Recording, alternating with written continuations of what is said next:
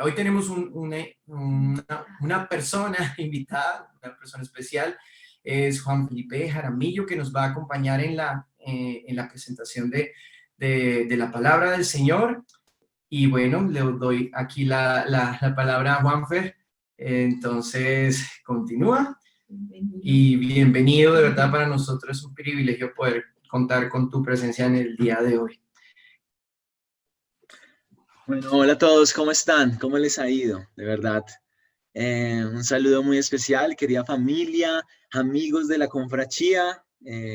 Como decía Daniel, yo soy Juan Felipe Jaramillo de la Confra Unicentro y hoy tengo el privilegio, el placer de poder compartir con ustedes y compartir el mensaje de hoy. Me alegra mucho verlos, veo varias caras conocidas, pero también nombres, todavía no caras porque no hay muchos con la cámara prendida, pero sí nombres que no conocía. Entonces me presento y estoy muy contento de poder compartir hoy con ustedes. Entonces, como decía Daniel, hoy vamos a hacer un break de la serie que ustedes estaban llevando los mandamientos y vamos a comenzar una miniserie de Navidad.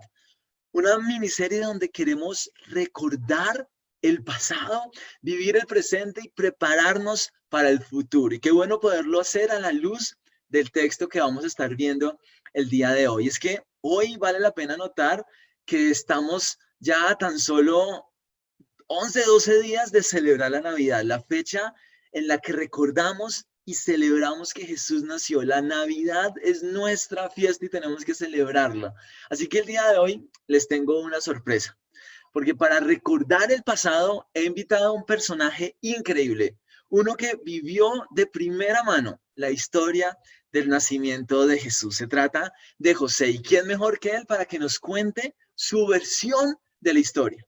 Una historia registrada en la Biblia, en el Evangelio según San Lucas, capítulo 2, versículos 1 al 7, pero que no voy a leer porque el mismo José se las va a contar y es lo que vamos a hacer a continuación. Entonces, permítanme.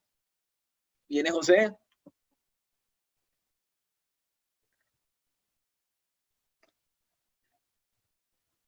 Un segundito.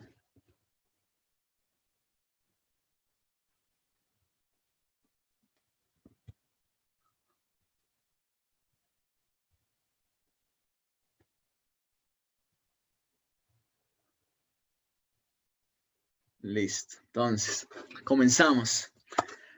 Hola a todos. Mi nombre es José, esposo de María y padre putativo de Jesús. Wow, eso ya sonó a novena navideña, pero con putativo me refiero a que tuve el privilegio de tener a Jesús como hijo sin biológicamente serlo.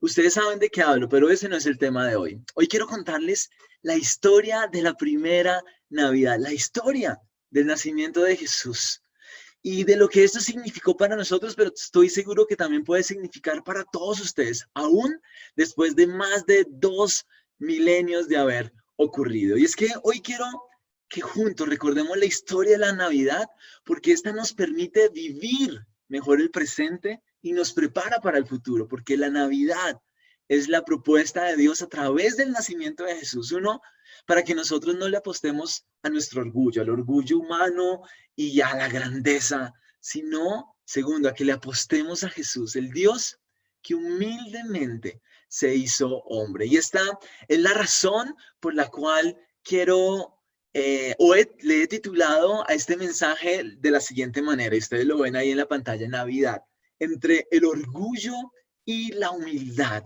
Y es que de esto voy a estar hablando, porque son estos dos conceptos los que voy a ir desarrollando a la medida que les voy contando la historia. Permítanme aquí un segundito eso. Entonces, ¿qué tal si comenzamos entonces con el primer punto? El orgullo y la grandeza humana. Resulta, ustedes pueden ver esto y pueden leerlo en los versículos del 1 al 7, pero yo se los voy a contar porque esto fue lo que pasó. Resulta que en aquellos días salió un decreto oficial del gran César Augusto para que se hiciera un censo de todos los habitantes del poderoso y majestuoso Imperio Romano, imperio que para ese entonces gozaba de su mayor esplendor y grandeza. En aquella época, nosotros, los judíos, no éramos libres, sino que habíamos dejado de ser el reino de Israel que un día fuimos, después de habernos dividido en dos reinos y de ser exiliados y conquistados por otros imperios, Asiria, Babilonia, los persas, Grecia, en este momento nos habíamos convertido en tan solo un pequeño pueblo que pertenecía al poderoso imperio romano, gobernado por el gran César, y debajo de él de Cirenio, gobernador de Siria, en Palestina, la zona en la que nos encontrábamos. Y por Herodes, finalmente, a quien específicamente rendíamos cuentas y a través de él tributo, impuestos al imperio. Y es que esa era la principal razón de este censo. César Augusto quería demostrar lo grande y numeroso que era su imperio. Quería demostrar que él era Dios y que no había nadie tan poderoso como él. Y a su vez, quería seguir enriqueciéndose a costillas de la gente y de los pueblos conquistados, entre esos nosotros, los judíos. La verdad, ¿qué podíamos hacer para hacerle frente a tan grande imperio? Nada. La verdad es que estábamos gobernados, dominados y oprimidos por ellos. Escúchenme bien, Roma y su emperador representaba la grandeza y el orgullo de unos pocos frente a la insignificancia de muchos otros, entre esos nosotros, los judíos. Así que todo esto contrasta de una manera increíble con lo que viene a continuación. La historia de Jesús, quien es Dios que humildemente se hizo hombre. Porque paradójicamente es en medio de este contexto que mi familia y muchos de mi pueblo fuimos testigos de cómo Dios intervino en nuestras vidas y en toda la humanidad de una manera sin igual. Sucedieron varias cosas, permítame se las cuento. Primero, el sacerdote Zacarías y su esposa Elizabeth, siendo ya muy ancianos, ellos quedan embarazados de Juan. ¿Recuerdan la historia? Tal como sucedió con nuestro padre Abraham y Sara, cuando ellos quedaron también embarazados de Isaac, y entonces Dios comenzó la historia del pueblo de Dios, de nosotros. Así que era claro que Dios estaba alertándonos de que así como ocurrió siglos antes a través de Abraham, Él nuevamente estaba por hacer algo grande y maravilloso. Sin embargo, lo que inmediatamente, si no es que paralelamente sucede, es que María, mi María, es visitada por un ángel, el cual le dice que Dios la ha escogido para ser la madre de su hijo, el hijo del Dios Altísimo, el que salvaría y libraría a su pueblo y que tendría un reinado sin igual y que no tendría fin. ¡Wow! Esto ustedes se imaginarán me trajo muchos problemas. Es decir, mi prometida, por obra del Espíritu Santo, queda embarazada, llevando en su vientre al Hijo de Dios. Muchos interrogantes habían en mi cabeza, pero el principal, la pregunta que realmente nos hacíamos todos nosotros era la siguiente. ¿Por qué una chica desconocida y humilde del pequeño pueblo de Nazaret sería escogido por Dios para tan alto encargo? Raro, ¿no? Inusual, ¿no les parece? Y luego, para seguir con la línea de lo inusual, sucede lo que les voy a contar a continuación. Resulta que una vez nos enteramos del decreto para censarnos, nosotros tuvimos la obligación de desplazarnos de la ciudad de Nazaret, que quedaba en la región de Galilea, hasta la pequeña ciudad de Belén, en Judea. Imagínense, un trayecto de más de 120 kilómetros, algo así como ir de Girardot a Bogotá, con una mujer de casi 9 meses de embarazo. Y subiendo, pues topográficamente Belén queda en una montaña que había que subir. Y no subíamos propiamente en una camioneta 4x4, sino a pie y en mula, una odisea. Pero lo peor es que cuando llegamos a Belén, totalmente cansados y exhaustos de ese viaje, María entra en labores de parto. Dios bendito, y qué angustia la que yo sentí cuando no encontrábamos dónde alojarnos o dónde ella pudiera dar a luz. Porque la verdad es que primero era muy de noche, segundo, en razón del censo, la ciudad estaba llena, full, no había un hotel, una posada, no había dónde quedarnos. Y para colmo, no teníamos suficiente dinero como para pagar por un buen lugar. Fue entonces cuando lo único que encontramos fue un pequeño y sucio establo, lleno de pajas y animales. Y ahí tocó alojarnos. Ahí nació nuestro pequeño Jesús, porque no encontramos un mejor lugar para él. Y entonces la verdad es que nos volvimos a preguntar, ¿por qué? ¿Por qué? ¿No les parece extraño? ¿No les parece extraño, algo incómodo y completamente paradójico que el mismísimo Hijo de Dios, el libertador, el futuro rey de un reino eterno, tuviera que nacer bajo el dominio de ese imperio poderoso y no en una sociedad libre como la nuestra hoy? ¿O siendo parte de esta humilde familia y no en la del emperador? ¿Por qué tuvo que nacer en la pequeña y desconocida ciudad de Belén en vez de haber nacido en la poderosa Roma? ¿Y por qué? Que no tuviera él un mejor lugar para nacer, sino un humilde establo y pesebre en vez de un castillo y una cuna de oro. ¿Por qué? Y les confieso que al principio no lo entendía, pero con el tiempo Dios se encargó de hacerlo. Y hoy yo quiero compartírselo a ustedes.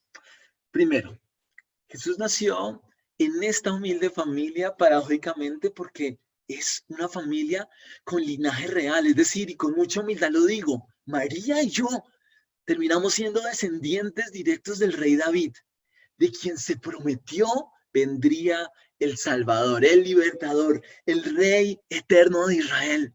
Así que al nacer Jesús en esta humilde familia, Dios estaba cumpliendo su palabra, tal cual como decía o dice el Salmo 132:11. El Señor le ha hecho a David un firme juramento que no revocaría, que a uno de sus propios descendientes lo pondría en su trono. ¿Quién iba a pensar que a través de nosotros Dios estaba cumpliendo esto? Y lo más paradójico aún es que era precisamente en medio del mayor momento de grandeza del Imperio Romano, que a propósito, siglos después sería superado, Dios, a través de este niño que iba a nacer por medio de nuestra humilde familia, Él estaba levantando un reino que no tendría fin. Él estaba haciendo algo como lo que dice Lucas 1:51-52. Dios ha quitado a los poderosos de sus tronos y ha exaltado a los humildes, y tarde que temprano quitaría al orgulloso imperio romano del trono y pondría un reino que nunca más va a ser superado. En ese entonces, lo segundo que viene a colación y el segundo por qué y la segunda respuesta es la siguiente, es que Jesús nació además en una pequeña ciudad, en la pequeña ciudad de Belén, porque también así Dios lo quería y lo había prometido a través de el profeta Miqueas, quien una vez dijo, tú Belén, aunque eres pequeña entre las familias de Judá, de ti me saldrá el que ha de ser gobernante en Israel. Increíble. Dios usó al gran emperador romano para hacer cumplir sus propósitos. Y al ir de Nazaret a Belén, nosotros estábamos obedeciendo más que una orden imperial, sino que estábamos cumpliendo la voluntad de Dios. Estábamos cumpliendo una orden del Rey de Reyes, el gran César. Fue simplemente un instrumento en las manos del Señor para cumplir la profecía. Y hoy yo quiero decirte que esto sigue siendo igual. Es decir, que Dios, escúchame bien, Dios sigue obrando sus propósitos por encima de nosotros, de los gobernantes, de los ricos y de poderosos del mundo, por encima de nuestra grandeza, de nuestro orgullo, de nuestra autosuficiencia. Y que aunque no lo creamos o queramos, Nosotros solo somos instrumentos en sus manos por medio de los cuales Él cumple su agenda y propósito. Así que te invito a que hoy nos podamos despojar de todo nuestro orgullo y nos acerquemos en humildad a Él. Tercero, y sigo hilando, Jesús decidió nacer en esa época y bajo ese imperio para mostrarnos que Él no venía para liberarnos política y económicamente de ellos, del Imperio Romano, sino de algo mucho más grande, poderoso y peligroso. Él vino para salvarnos y liberarnos de nuestra maldad, una que nos gobierna y que nos domina, y de sus consecuencias nefastas, la muerte eterna. Él vino para reinar, pero no como el rey de un reino del mundo, sino para reinar en nuestras vidas. No solo entre nosotros los judíos, sino en toda la humanidad. Él vino para reinar en mi vida, pero en la tuya también. Y quisiera preguntarte en este momento, ¿has podido tú, pensando en todo esto, en tu vida, has tenido la oportunidad de reconocer tu maldad, tu orgullo, tu tendencia humana al mal que te domina, que te mueve a hacer lo que no le agrada a Dios y por consecuencia que muchas veces te termina haciendo daño a ti mismo y a quienes te rodean? ¿Has permitido que Jesús entonces venga a tu vida para perdonarte y liberarte de tu maldad? ¿Está Jesús hoy reinando en tu vida? Cuarto, Jesús decidió nacer en esa época de impuestos.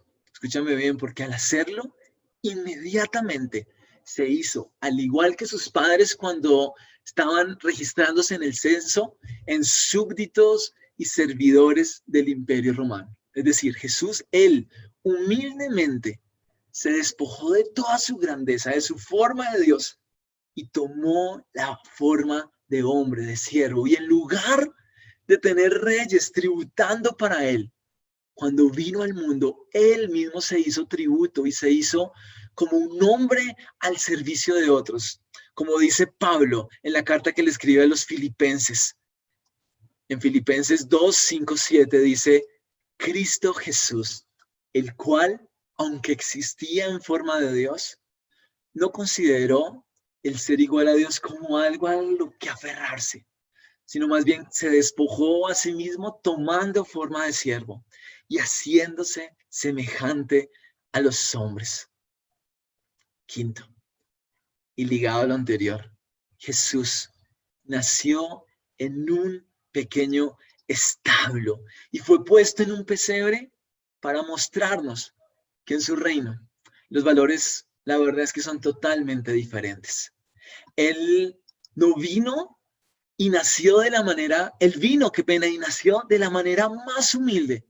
Porque escúchame bien, si Jesús hubiera venido como el emperador romano, o como muchos de nosotros los judíos lo esperábamos, como rey en majestad para salvarnos, con despliegue de poder, riqueza, reconocimiento, entonces todos los que nos sintiéramos por debajo de esa condición, nos hubiéramos sentido descalificados y nunca hubiéramos acudido a Él para recibirle. Pero ¿saben qué? Jesús, por el contrario, invirtiendo los valores de este mundo, Él vino de la manera más humilde. Él vino humilde e indefenso y nació en un establo y reposó en un simple pesebre para identificarse con todos los humildes, todos los que reconocen que necesitan de Dios, a fin de que no hubiera nadie que pudiera decir, soy demasiado insignificante para Él. No, Él nos recibe a todos. Él me recibió a mí. Y si aún no lo has hecho, Él te quiere y te puede recibir a ti también. Pero al mismo tiempo, escúchame bien, Él también vino humilde, mostrando así que todo aquel que quiere encontrarse con Él y recibirlo en su vida, necesita en humildad reconocer que es pecador y que lo necesita. Aquí no hay lugar para el orgullo humano, puesto que ni la riqueza material, ni la familia de la cual se procede, ni nada, ni el orgullo humano, nada ni la religiosidad o la posición social, nada de esto nos sirve, nada de esto nos salva. Porque como dice la Biblia en Lucas 14, versículo 11, todo el que a sí mismo se enaltece será humillado, pero el que se humilla delante de Dios será enaltecido. Por eso hoy yo quiero invitarte a que, si aún no lo has hecho, con humildad hoy puedas recibir a Jesús. Recuerda que cuando Él nació, como te conté, cuando Él nació en Belén, no hubo en Belén un buen lugar para Él, porque aunque tocamos muchas puertas, ninguno dejó entrar a Jesús, ninguno lo recibió, ninguno permitió que Jesús naciera en su vivienda. Sin embargo, ¿sabes qué? Hoy Jesús sigue tocando a nuestra puerta, a la puerta de nuestras vidas. La pregunta es, ¿encontrará un lugar en ti? ¿Lo dejarás entrar y nacer en tu vida? Por favor, no perdamos esta oportunidad. De pronto es la primera vez que tú te acercas y escuchas esta invitación, o de pronto ya lo hiciste hace mucho tiempo, pero has vivido tu caminar, incluso estos años siguiendo a Jesús, yendo a la iglesia, pero de una u otra manera has sacado a Jesús de tu vida y sigue reinando tú, sigue tu orgullo, tu grandeza imponiendo la parada. Pero hoy es una oportunidad para que permitas humildemente que Jesús reine en tu vida y que Él tome el control por completo. Permítame entonces concluir con unas preguntas de aplicación y un resumen de la historia que les he contado. Quiero que pensemos al recordar la historia del nacimiento de Jesús lo siguiente. La primera pregunta es, ¿crees que puedes identificar situaciones en tu vida donde puedes ver que Dios ha obrado sus propósitos y agenda en tu vida y a través de ti? ¿Has podido hacer a un lado tu orgullo al reconocer con humildad tu maldad? Y si es así, ¿has permitido que Jesús venga a tu vida? ¿Encontrará en este momento Jesús un lugar en ti? ¿Jesús está reinando hoy en tu vida? Algunas de estas preguntas, sobre todo la última, quiero que ahorita la podamos discutir en los grupos pequeños, pero no quiero terminar sin antes que vean ahí en la pantalla un resumen de la historia que José nos contó hoy, que nos recuerda por qué la Navidad es una historia entre el orgullo y la humildad, porque es que la Navidad es recordar, dijimos que la Navidad es recordar que Jesús nació. Y al hacerlo, Él nos está invitando a cambiar nuestros valores para entender y vivir la vida de esta manera, es decir, a que cambiemos nuestro orgullo por la humildad, a que en vez de apostarle a la grandeza y al orgullo humano, más bien le apostemos y recibamos con humildad día a día, todos los días a Jesús, el Dios que humildemente se hizo hombre y que recibe a todos los que humildemente se acercan a Él. ¿Por qué no me acompañan con una palabra de oración y le respondemos al Señor con todo nuestro corazón? Dios, gracias por este mensaje el día de hoy. Gracias por tu palabra. Gracias porque hoy nos permites ya 13 de diciembre, a mitad de diciembre ya casi, Señor, nos permites recordar la celebración que tenemos y que todos disfrutamos y celebramos en estos días, Señor, la Navidad. Gracias porque la Navidad nos recuerda que tú renunciaste a toda tu grandeza, te despojaste de ti mismo, de tu naturaleza divina de una u otra manera, te despojaste de todo esto, Señor, y te hiciste como uno de nosotros.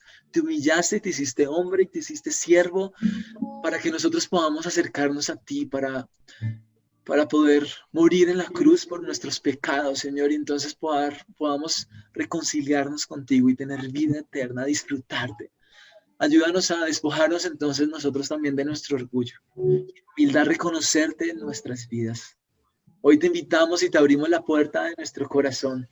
En Belén no hubo un lugar para ti, pero hoy queremos decirte que en nuestra vida sí hay un lugar para ti, Jesús. Queremos que tú reines en ella, que tú vivas en ella. Abrimos la puerta de nuestro corazón y no solo la abrimos un día, sino que queremos abrirla todos los días de nuestra vida, recordándote que no queremos reinar nosotros, no queremos ser nosotros los que nos imponemos y los que decidimos, sino que tú seas el Señor todos los días de nuestras vidas. Te amamos, Jesús. Gracias por nacer, gracias por encarnarte, por hacerte hombre. Por eso celebramos la Navidad. Te bendecimos y sigue orando en nuestras vidas en tu nombre maravilloso. Amén. Amén.